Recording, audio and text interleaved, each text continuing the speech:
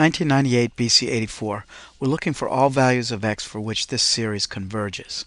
Therefore, we're looking for the interval of convergence, and we also need to test the endpoints. Since we're looking for an interval of convergence, I used to always start off with the ratio test on these types of problems. However, there seems to be a pattern in the way the questions are formulated, and so I believe that there's a shortcut many times. So at least it's worth trying this before having to do the ratio test, which takes some time. Alright, and that shortcut would be this. From looking at this x plus 2, we know that the center of this series is x equals negative 2. Since the center is x equals negative 2, we know that the series there are three different ways that a series can converge. At the center, on an interval, a symmetric interval about the center, or for all values of x. So since the center is negative 2, we have to have an interval that is symmetric about the center there. And if you look at negative 1 to 1 in D and in E, you can see that those cannot be possible answers there because the center negative 2 is not even in that interval. So from the other three responses, or the other three responses, all have the same interval, open interval of convergence. So we don't even need to try to do the ratio test. We know that it has to be negative 3 to 1, and we simply have to work on the endpoints. So test endpoints.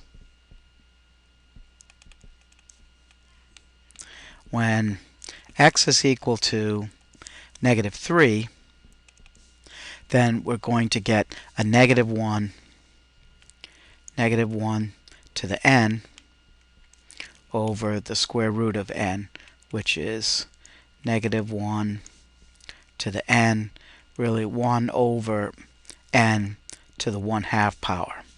That's an n, not a 7. Alright, now ordinarily, if it were only the positive term there, that would not converge because that's a p-series with p less than 1. However, because it's alternating and the terms decrease in value as n grows, the terms become smaller, and the limit of the nth term as n approaches infinity becomes 0. So this converges by the alternating series test.